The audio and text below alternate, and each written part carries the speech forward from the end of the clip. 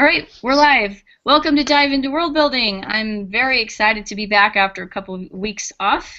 And this week we're joined by the amazing Usman Malik, who has decided to join us and talk to us about world building, and I'm very excited to do this. He's a Nebula finalist and a Bram Stoker award winner, which is very cool. And yeah, so we're going to talk about some of those visions that have struck everybody so excitingly. Welcome, Usman. How are you doing? I'm good. How are you? Thank you. Thank you for the kind introduction.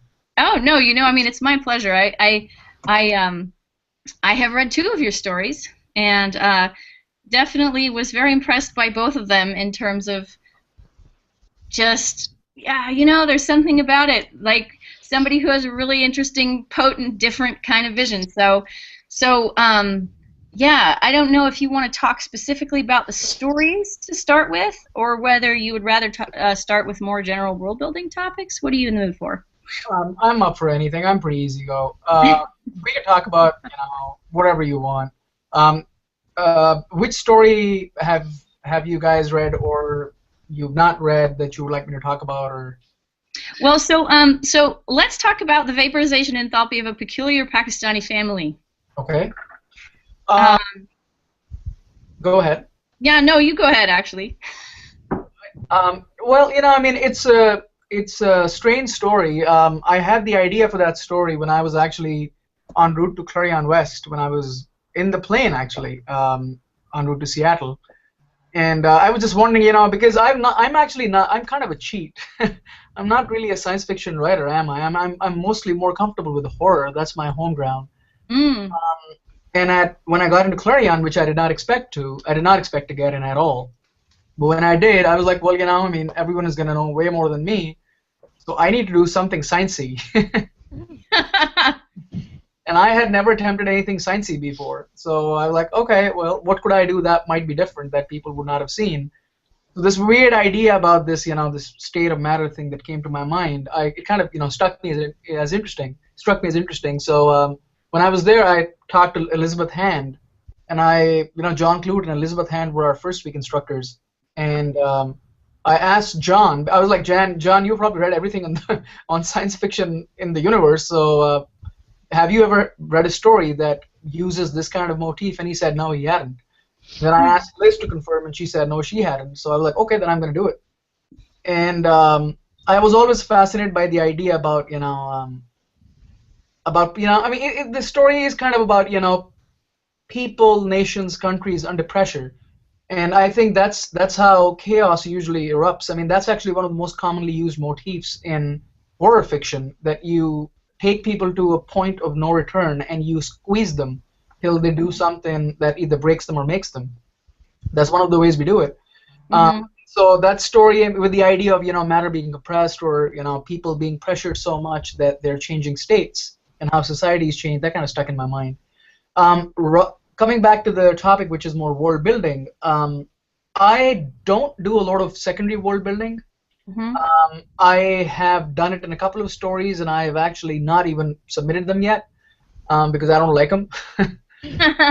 But I'm not a good secondary world person. I usually, and that's also something that I have because I grew up reading horror fiction, and horror fiction is, Ellen Datlow and I were talking about the difference between dark fantasy and horror fiction, and one of the things we agreed on was that dark fantasy usually is not a contemporary setting all the time, but horror usually is. And that kind of makes it a little bit more horrifying too, because you take someone from a zone of their comfort. A reader, I mean, Stephen King does this all the time, right? With Carrie, with with The Shining, you take the mundane and take it into something really scary.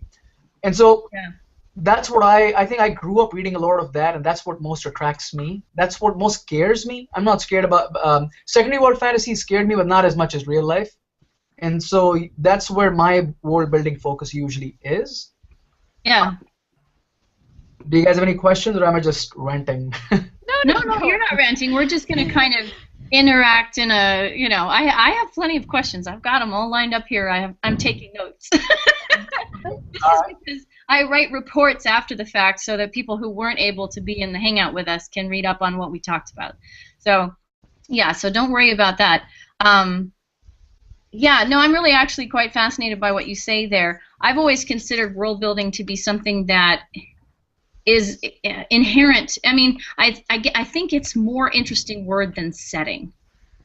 And I consider it to apply to nonfiction, in and as well as fiction, and including science fiction or whatever. But whenever you're creating the sense of a setting or a world, you're creating it on the page. You're building it. You're not. You know what I'm saying? So whether this is early America in 1776, or whether this is an alien planet or a space station or somehow a fantasy secondary world, you've got to kind of build it up from using the words on the page. So I think it absolutely applies to what you would call grounding in real life, right, as a contemporary setting rather than a secondary world setting. Absolutely, I agree, and that's actually one of the things I was going to talk about. That people many times think of world building as secondary world building only, but there's actually a lot of setting and world building that happens in contemporary fiction as well. Especially if you think about it, I remember reading this article that about Hemingway a little while ago, and I don't. Maybe you guys might have read the same article too. It's about these people who looked at his fiction and they created a map out of his fiction and tried to actually see how accurate his reporting was. So his reportage was so accurate they could actually, it correlated with the geography that he was describing quite perfectly. It was kind of interesting for his time. And so I think that is absolutely world building in my opinion, and I think that's actually sometimes more difficult to do because you have to not disappoint people. Yeah. And I think the more research you can do in your setting, obviously, is the better. And as far as I do a lot of research on my setting. I mean, I usually don't even start writing a story till I know where I'm going to do it. So there's a story but I have a novella that's out at Tor.com called The Pauper Prince and the Eucalyptus Gin. So for that setting, setting is a very important part of that novella. I would actually say that I actually entered that novella in a Codex contest a little while ago in 2013. Yeah. Christy might remember that. And it was really funny. There were some people were commenting. They were like, it's almost as if the setting takes over the story. And that was exactly what I was trying to do. And because the story is kind of about memory. It's about places. So when I was working and researching the story, when I was working on it, Ellen had already bought the novella. Ellen Datlow had already bought it, and then I told her not to do anything with it because I was going to Pakistan. So I actually went and I walked around in pretty much all the alleys that I was writing about, and I wanted to smell them. I wanted to feel the feelings that I had. I actually remember that I changed a few details because I wanted them to be more accurate. And one of the details that I remember that I had forgotten about from my childhood was the tremendous amount of dust in those streets. I forgot about that. And when I was rewriting, I made a point that I brought that back in to make it as authentic as possible. So I mean, there are many ways to do real world setting, contemporary setting too. So one thing is I do a lot of research. I try to visit if I can. It's not always possible because another of my stories is set in an old ruin in Pakistan called Mohenjo-daro. I don't know if you've heard of it. No. It's part of the Indus Valley civilization, and it's in inner Sindh. And I actually wanted to fly out when I was in Pakistan to visit the place, but I was told not to. I was told that that's an area that's really dangerous and you could actually get kidnapped if you are a different ethnicity, especially Punjabi, because Sindhis have this hostility towards Punjabis, and I was told not to go there. So for that story, I sadly had to rely on books, and I couldn't actually visit. So I'm sure there's some details that are not authentic, and that bothers me. But I guess the point is that's how accurate I want to be in my contemporary setting. speaking of secondary world settings, I'm reading Ken Liu's. I just finished Ken Liu's Race of Kings. Mm-hmm. Um, this is the second time I read it. The first time when I read it, I didn't focus on the world building as much. The second time I read it as a writer rather than a reader, trying to see what he was doing. And he's done some. I don't know if you guys have you guys read it, Race of Kings? I've read parts of it. I highly recommend it. I recommend it's a little slow in the beginning. It takes you about a few chapters, but it is absolutely magnificent. I think he did something that no one before him has done, as far as I can tell, in epic fantasy. He basically took old he took old techniques from epics from Asia, and I could see everything because it's the same way that epics in Pakistan and India exist. He's used the same point of views. He's used a distant, omniscient point of view, and he's really done his world building so well that all of his. Do you guys remember? There's a proverb that George R. R. Martin uses in Game of Thrones: "Useless as nipples on a breastplate." Do you guys remember that? It's a proverb he uses again and again. So when I read that book for the first time, I thought how important it was to create stuff like that to give authenticity and reality to that secondary world. And Ken does it pretty much on every third page. Yeah. So I was going to email him and ask him if he memorized The Art of War by Shen Tzu. I really think that it's very difficult to write a book like this without really knowing those old military tactics. So I'm going to ask him at some point, but that's the extent of his research. I think he researched the crap out of that book, and the wars are really, really good. The videos are perfect. So let me what I've noticed from our previous conversations and from some of the things that you've said so far today already is that you have a very deep interest not only in geography but also in what I would call life practices and depicting those in your fiction. Do you have a comment on that in particular? Yes, I'm actually kind of opinionated about that. Please tell us your opinions. Well, I think that this is something as a young reader, as a young writer, this is something I've seen all the time. Glenda, that is Mohenjo-daro. You spelled that correct. Yes, I just saw it.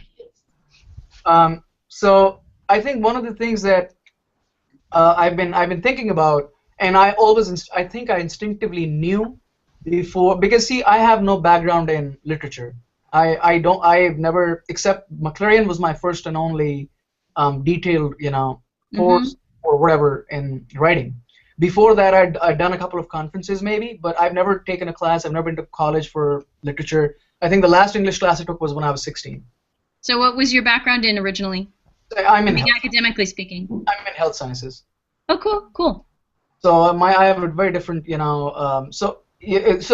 never knew, no one ever told me what setting was or how important it was, but I think I kind of figured it out along the way by myself, and I was using that not enough. So the person that really consolidated it for me was Chip Delaney. I don't know if any of you ever had that conversation about setting or the world building with him, but Chip really consolidated my own beliefs about writing and literature and world building, because his thing was he even wrote an article and he gave us copies before his week, which we all read. And as I was reading it, I remember that I was saying, this man, I agree with everything he's saying. I was more excited because I thought that our thoughts kind of jibed. And one of the things Chip said that many writers these days suffer from what he calls the white room syndrome. Where the entire action, everything occurs in a vacuum where people are talking and dialogue is brisk and pace is perfect, and but really you can't see anything. You can't really feel who the person is. You can't. And I think part of the reason why that's so important is, again, it comes down to the art of memory. It comes down to the fact that visuals people remember. Some of the as a kid when I used to read Stephen King, I remember there's an epic gunfight scene in the first book of The Gunslinger. Well, I don't know what it is. Is it called The Gunslinger? The first book of his 7-8 book series. What is it called? The Dark Tower. And I think the first book is called The Gunslinger. And there's an epic battle scene in that book. I remember, this is like when I was 15, and I still remember details from that battle. I remember the way, bullets, they bounced off of, metal, and I remember all of that is kind of somewhere in my memory, and I can remember those details because he slowed everything down for me to look at and appreciate. And I think with world building, it's pretty much the same thing. And I completely disagree with editors and writers when they keep talking about, one of the worst pieces of advice you can give new writers, especially if you're an agent. This is something agents do all the time. And they're like, never start with setting. I think they have no clue what they're talking about. What they're really saying is don't start with awful writing. That's what they're saying. I mean, I don't think they know what they're talking about. What they're saying is don't start with bad writing. Bad writing is when you start off with cliche description of a cliched setting that we've all seen before, and that is not intriguing. And this is something I keep seeing agents do all the time, and it really kills people. I mean, it kills newbie writers, and it turns them all of them into John Grishams. And I'm not saying I don't like John Grisham, but it's just that all of them start writing the same way, and it's brisk and it's fast paced, and it has really no substance. And that really bothers me. Anyway, so one of the prime examples is if you've read Jeff Vandermeer's Annihilation. His first page, there's not a single thing happening except for description. It's all world building, and he does it the classic way. And the perfect, smart, clever thing he does, I even know the line because I know what he's doing in that line. He just says this. There's one line he puts in that first page full of info dump, full of description, and that line is, the tower, that was not supposed to be there. And then he does an entire page of world building just confident with that one hook. Tower that was not supposed to be there lay sprawled at the end of marshes and whatnot, and then he goes into description of that swampland. And I think that's the way you bypass. That's the cleverness behind it. Many people do that. All you need to do is bury just a little tiny hint of intrigue, and most people will follow. So anyway, setting. I mean, I think it's extremely important. I think the richer it is, the better it is. For me, it slows you down. But I think you can pace that up. You can pace that up quite easily if you know what you're trying to do. Yeah. Does that make sense? Yeah, absolutely. My instinctive response to that is to say, usually when you're dealing with a description that's really fantastic, it's not the only thing that's going on. While you're not just describing, the text is actually able to do a lot more than just be a simple visual. There's a lot of emotional stuff that can be going on. There's action that can be going on sometimes, but even when there's no action going on, sometimes you can have things like discovering a character and their judgment, and all kinds of various different things can be going on as you're looking at a setting description. So I agree that there are a lot of things that it can do that people don't always do. I think that one of one thing that many people forget, and I also forget, and this is something we're all guilty of because we're all aspiring writers. It's a never-ending journey. One of the things people forget is when you're doing setting, there are two ways to do it, right? Either you can do it distantly, omnisciently, or you can do it filtered through the character's perception. These are the two basic ways of doing setting. Right. And again, if you're doing it omnisciently, then you take more control. Then you kind of take over, and then you can play around with that a little bit more. You can do some things that your character does not know about. You can set traps for him. But the other way that people sometimes forget that you can also set traps with is you can play with memory.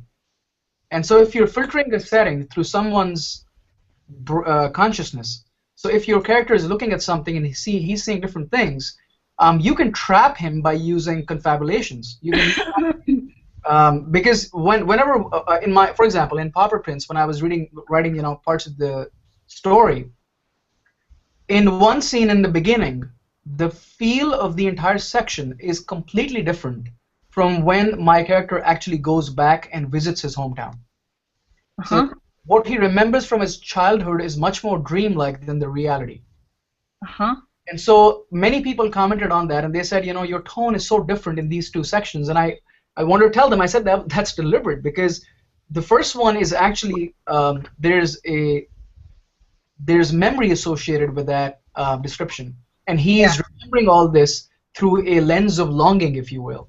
Yeah. The reality is different. The reality may not be as pretty, or it may be pretty, but it's going to be different. It's going to be a little harsh. And so that's one of the ways you can always play with setting, is that when you describe setting, that setting also describes you. It describes your character at the same time, and you can use them many times to parallel their emotions. So the inner, this is kind of a cliche, but you've probably seen, in many movies they end with storms or thunder, earthquakes and whatever. Yeah. But one of the reasons why they do that is the big epic scene. If there's a storm coming and they never say why the storm is there, what they're really saying is there's a storm in the character's heart. Right, right. And that's one of the ways they filter that. That's one of the ways you can use, or if you're gonna be, stuck in that place, abuse that technique over and over again. And people do. I mean, we see that all the time in so many movies. Something really bad happens without substance, and then people are fighting. And they always forget the interiority of that moment. Yeah, cool. So I'm going to ask you, well, you've already spoken a little bit about Ken Liu and Chip Delaney, but I'm wondering, and gosh, already Jeff Vandermeer too, but I'm actually kind of wondering who your original inspirations were for writing, in terms of what authors you feel most inspired by. It kind of depends. I try to do different kinds of stories because I like different kinds of stories too. Mm-hmm. I started reading in Urdu first, in my mother tongue, and I read in Urdu almost exclusively till I was 10 or 11. Okay. Maybe 10, and then I started reading a bit. I went to a British school in Pakistan, a colonial school. So I read Enid Blyton. I read, many of those, The Faraway Tree, The Secret Seven, those series. And so as a kid, I was inspired by them. But I wanted to write like those stories, adventure stories, about kids going and having adventures. And so I think as we grow up, we accumulate all those influences, and they kind of become, I guess, your voice or your inspiration. I don't know how to describe that. But in Urdu, some of the writers that I'm really inspired by right now is a great writer that people don't know much about, and that's actually astonishing to me. His name is Nayyar Masood, and he is the Kelly Link, Thomas Locati, and Kafka of Urdu right now. He's very postmodern, but he's utterly incredible. He's not an SF writer he's an uncanny writer. He's a weird fiction writer, I would almost say, and he's very uncanny, very disturbing. He channels a lot of Kelly Link, a lot of Thomas Locati, and Kafka. So that's a writer I would urge everyone to read. There's tons of his translations available online that are free. If you Google them, they're present at the Annals of Urdu, I think. Annals or Annuals of, I think Annals of Urdu. Cool. Google him, you should be able to find him, and he's got some great, great stories out there. Strange Horizons published a story by him a few years ago, it's lovely. It's called Shisha Ghat, and it's a lovely story. Thanks for the recommendations. And so Nayyar Masood is one of my favorites in Urdu.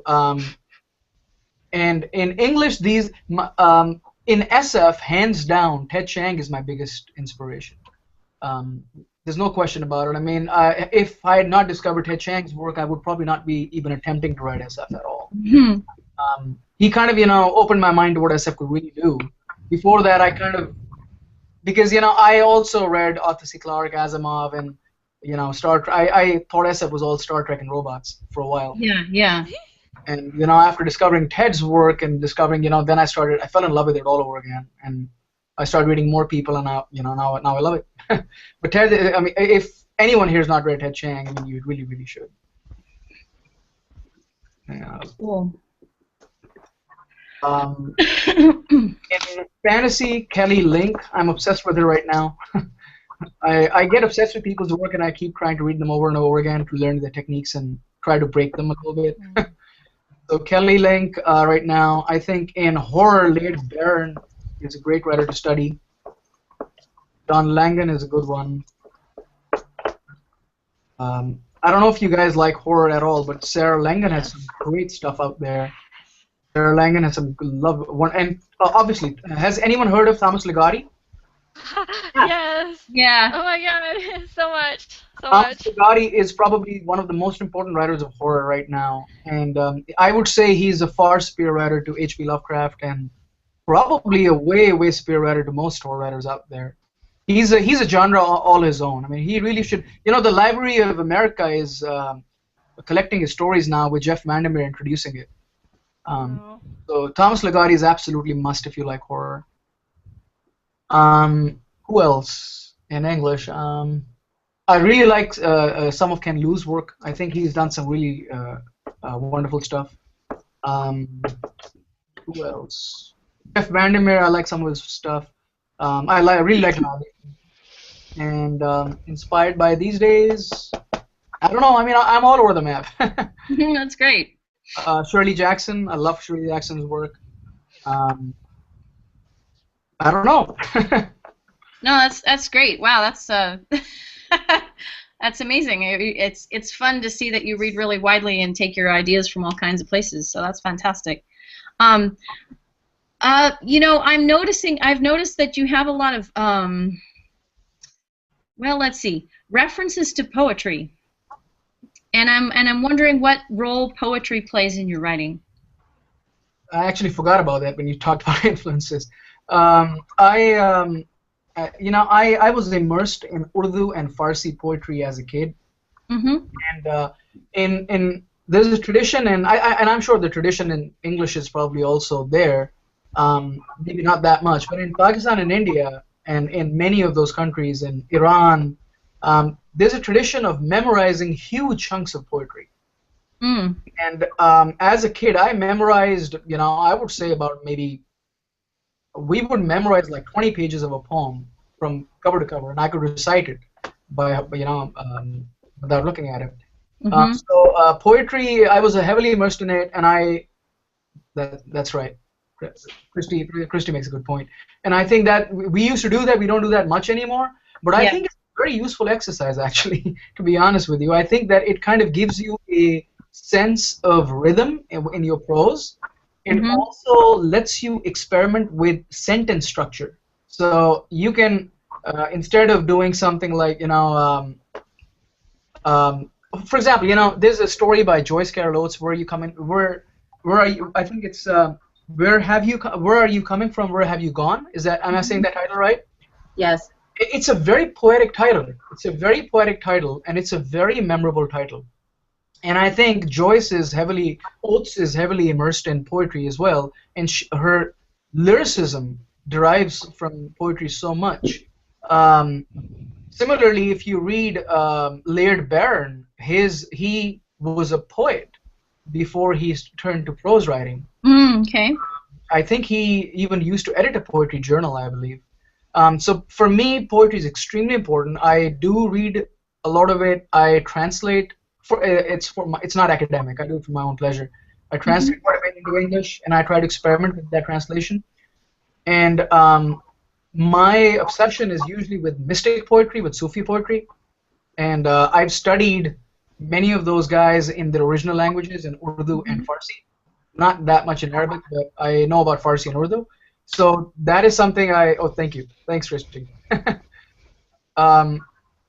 So I do use that poetry quite a bit in my prose, and if there's a story that actually Christy and John published in Nightmare, that actually was completely, it was more of a prose poem. I mean, not a prose poem in the technical sense of the word, but it was a very lyrical story. The entire story relied on voice.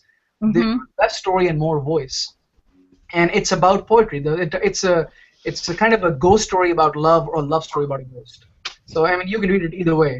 And so yeah, I needed all my poetic memory to pull that off. Okay. Very cool. I'm definitely gonna have to get your advice on on poetry sometime. That sounds great. Okay, so we've already talked quite a bit about the cultures that you're bringing together in your stories. It's yeah, I don't know. So actually, I'm gonna ask other people if they have some questions that they would like to ask, because I think we've already covered a lot of the last question that I had on my list. You guys want to jump in with some things?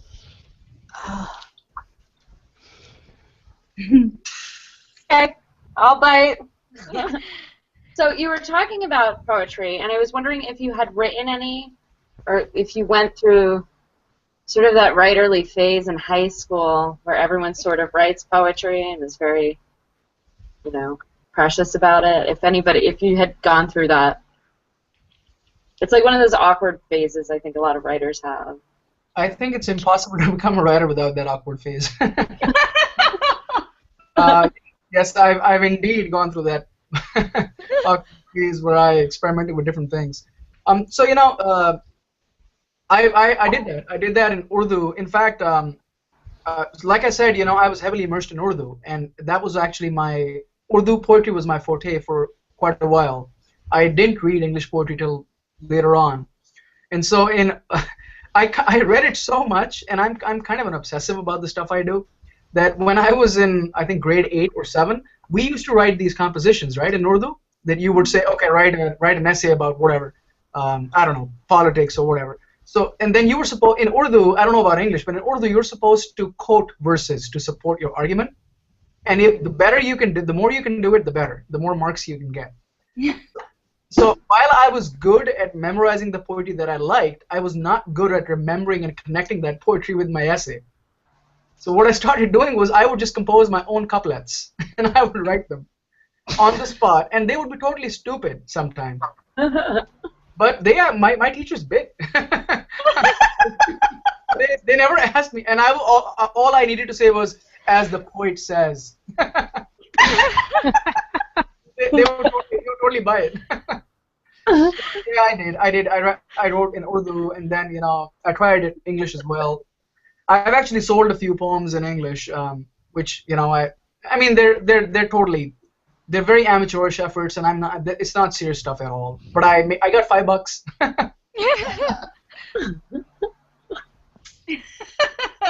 Wow, that's a great story. Yeah, I'm trying to grasp Reggie, it. I'm really grateful for that question, because we got to hear about what the poets said. So what was the premise? Just that if a poet said it, it must be true, or I'm trying to understand like this concept. The premise is that if you can quote a poet, someone who's well known, for example, okay, let's you know, if you are asked to write an essay about, I don't know, the importance of a morning walk, right? And then you have a lot of romantics in English, and you have a lot of romantics in Urdu, who are not, you know, contemporary in the century setting, but they kind of followed the same movements in poetry. So you had your romantics, you had your Victorians, you had, you know, postmoderns, imagists, all that. And so in Urdu we did too. And so if you were going to write an essay on a lovely morning walk, there are tons of poetry that you can just sprinkle through to make it prettier. And and it's not a deep philosophical introspection, but it's just pretty. You could get away with pretty in those essays, but because what the hell are you going to write about a morning walk? That's all you're going to do. You're going to try to sound pretty, right? I think I like your education better than I liked mine. It sounds like you got to do and learn some really amazing things. Well, maybe. You know, I mean, it's weird. I mean, not necessarily practical unless you want to be a writer, but I mean, what an interesting way to train a young brain. You know, support your position with poetry. I like that idea. It's very common. I'm like, you know, for me, and even in English, some of us would try to, even when I was 14 or 13, some of us would try to do that in English too. I remember there was an essay called what stupid titles? A Rainy Day. I mean, what the hell? Write about rainy days, right? So I mean, I remember this, and I just wrote there was a song by a guy named Joseph Feliciano or something, and I just wrote 4 of his lines, and I said, at the end, and I ended it at this beautiful poetic note. Wow. I mean, what else are you supposed to do? A rainy day? What are you going to talk about? It's not even a story. It's just about a rainy day. Okay. Yeah. So it's not what you would call a persuasive essay, but No. more a reflective essay, I guess. And the Exactly. more poetry you have, the more intertextual dimension it suddenly has. You know what's funny? What's funny is because as a kid, I did not know how to write essays. It's funny because I'm a writer. But when I was 8 or 9, I did not know how to write essays at all.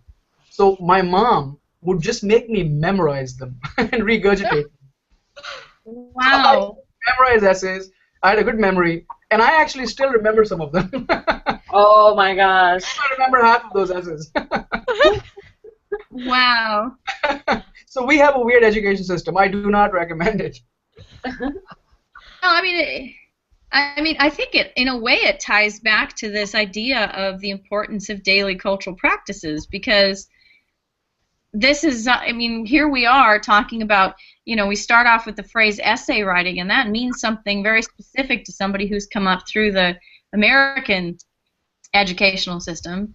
Clearly means something completely different when you're talking about Pakistani education system, and it's really cool to discover some of the differences between those two systems and the way these, the concept is given the same word. This is one of the things that Ken Liu was talking about when he was visiting us, was how you have these words that are translated and they ostensibly mean the same thing, but when you dig a little deeper, you discover they really don't mean the same thing at all.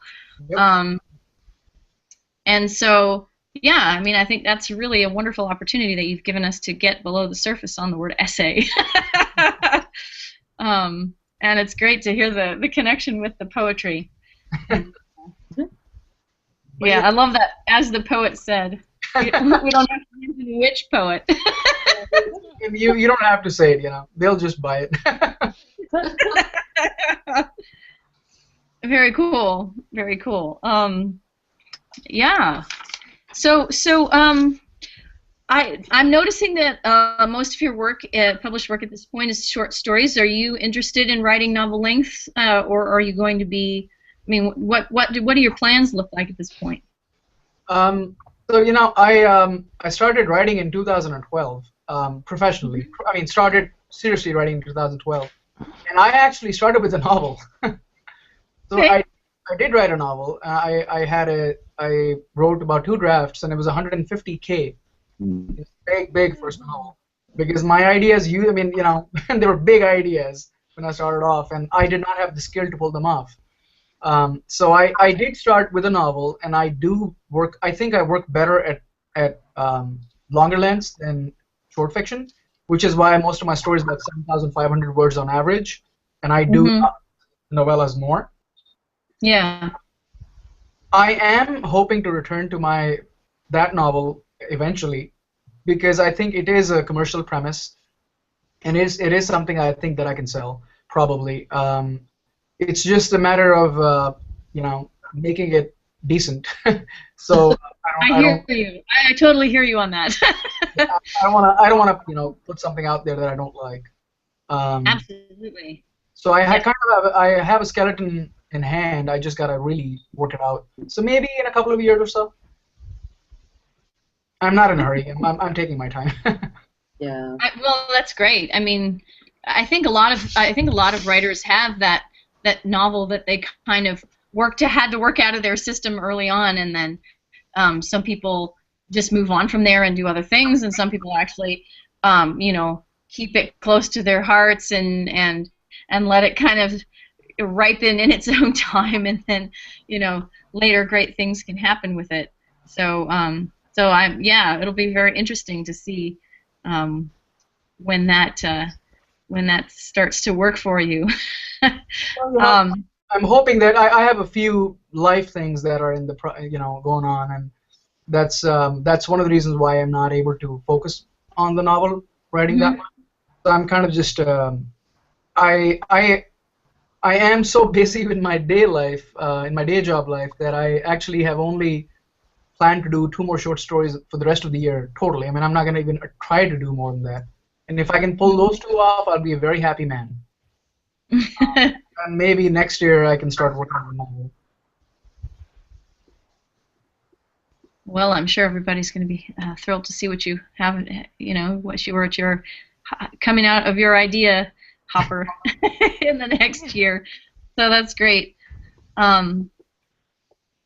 Let's see. Other questions? Anybody from here? Yeah, Christy. Christy obviously wants to see your story, Usman. This is a good sign. Oh, I just saw that. I feel like I have a question, but I'm gonna fudge it while I try to articulate it. You were talking earlier about those settings that you want to research, but you can't for whatever reason. You weren't allowed, or you were advised not to travel to a certain place, or you gave the example of Ken, where he's writing something that's based on history, so you can't visit the past. And you mentioned that it really bothers you. It really bothers me too, and I'm wondering, like, what is enough? Do you think? I'm the thing I'm working on is 100 years in the past, and everything has changed, and I'm so tied up in knots about what I can't possibly find out for real, that I don't know how to let myself proceed. So when you encounter that, like, at what point is it enough? I think that, to be honest with you, I think one of the things that I get away with is the settings that I'm writing about. Not many people will know about them. Mm-hmm. So I run the chance of people calling me out on small details less, rather than, for example, compared to someone who's in the US or in the UK writing about 19th century, I don't know, 20th century or 19th century, like Victorian times, right? And you've got people who have made a career out of studying those times, and who will come up and point out every small irregularity. And I think that's writers. I think it's great that as writers, we do a lot of research. Ted Chiang's Story of Your Life, if you guys have read it, in that story, he gives these anecdotes about a mother's interaction with her daughter at different ages, right? And so Ted told me that he actually interviewed 20 women, nearly 20 women, who had raised a girl child from infancy to adulthood to get those stories right. Wow. So he could actually write. He could, instead of fictionalizing his reality, he realified his fiction. Now, Ted also only writes one story every 2 years, though, so Exactly. I don't know if we all have that luxury, but yeah, wow, that is some impressive. Yep. He actually wrote that one in 5 years. Story of Your Life took 5 years. Wow. That's a 10,000, 12,000 word story that he took 5 years to write. And there's a reason, why that story is so powerful. Because everything in that story is the truth. And as we all know, truth is what makes good literature.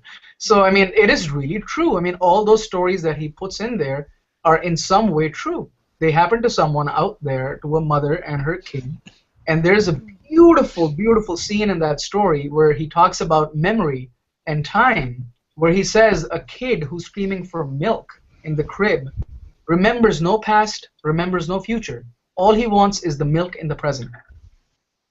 And it's very hard to understand that. And this is the beauty of science fiction, right? Connecting science with the humanity of our characters, with the humanity of our world. And I think that's what Ted excels at. He excels at making those connections. So, I mean, I guess the summary is, if you haven't read Ted Chiang, you really, really should. But I'm sure that most of you have read him. Seeing we're SF fans, but I mean, that's what Ted does. He's anal about it, and he's very, very anal about it, and he makes sure that everything he writes is 99.999% accurate. And most of us don't have that luxury. So what I would recommend is that you do the best you can, and you can get immersed in it as best as you can. You gotta pick. I think at the end of the day, you gotta make a choice, right? The choice is, how much time do you have for this one book? Are you willing to spend 5 years or 2 years or 3 years making every little detail count? Or are you okay with a few details being out of place, which hopefully are not anachronistic, but may not be real at the time of your writing them? And I mean, if it questions you 5 years later, hey, your spindle had, I don't know, 2 needles or 3 needles, who cares? I mean, I wouldn't really say that that's an impedance. In my opinion, it wouldn't cast the shadow of not inauthenticity on your work, in my opinion. Right. If that makes sense. Yeah, it sure does. So, Yep. yeah, I mean, so this is one of the motivations, I think, behind the Dive into World Building series generally, which is to say that every time we get together, we talk for an hour, and we don't always have a guest author, so we're not always talking about a particular person's work, but we're always finding new things to talk about. And, whatever topic that we pick, whether it's colors or funeral practices or, fashion or, economics, there seems to be always more than an hour's worth of stuff to talk about. So, yeah, it is really all about where you want to push those boundaries and how deep you want to go in any particular place, because it doesn't matter where you push, there's always deeper that you can go. Yes, and I think that you can disappear in the research rabbit hole all the time. I do all the time. I find interesting stuff that but I also discover that really, if you really do your research well, it shows. I mean, your research will always show.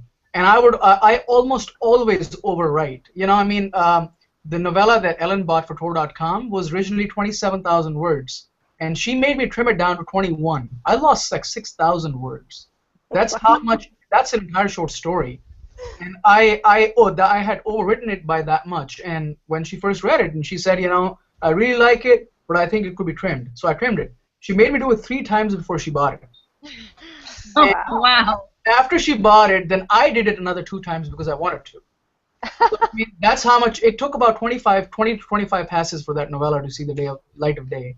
And we kind of wanted it that way because it was my first appearance at Tor.com, and it was a novella. It was going to be a big piece, so I wanted it to be really good. And I think it paid off because when people read that story, they write me about it. Especially people from Pakistan. I was worried about not, you guys. I was worried about people from Pakistan. When they read it, they would say, hey, that's totally BS, and you just made that up. And I was worried about people calling me out on it, and they didn't. They loved it. My people from Lahore, especially my hometown where the story is set, they basically were so pleased because they never read a story like that set in Lahore. Yeah. They were just, I got letters about people saying that it brought them, back to their childhood. They wanted to go visit the city again. And it made, it really made my day just to see that the research that I did added something to that. Yes, indeed. That's wonderful. And I think that's one of the things you can do about setting, because no matter how much, if you do your setting really well, if you do your world building, whatever format, it will show, and it will make your characters more real, obviously. But it will also make the readers remember that. I mean, I recently read Cormac McCarthy's Blood Meridian. I don't know if you guys have read it, Blood Meridian. Heard of it. I think everyone should. I mean, it is a book unlike anything I've read in my life. I have never read anything like that, and it is incredible. It is incredible. It is a novel it's the king of novels, in my opinion. I mean that. I mean, there was a survey that they recently did. So McCarthy was not well known when that novel came out in '85, I think, and people didn't really pay it a lot of attention.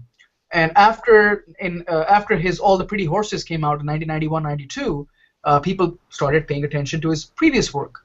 And then he wrote American Pastoral. No, I'm sorry, not The Road, which won the Pulitzer. But recently, I think The Guardian or the London Review of Books did a survey, and they asked people which their favorite books were over the last 25 years from the English-speaking world. Blood Meridian was number 3 after Toni Morrison's Beloved, and I forget the second book. Not the road, nothing else. Blood Meridian, his raw work from '85, when no one knew who he was number 3. It is incredible. It is an incredible feat. And my friend Monica Byrne, she hates it. She absolutely hates it. And she was talking about it on Facebook the other day, and I hadn't read it then, but I read it, and now I want to ask her why. And I think that it's such a bloodfest. I mean, it's a gory bloodfest.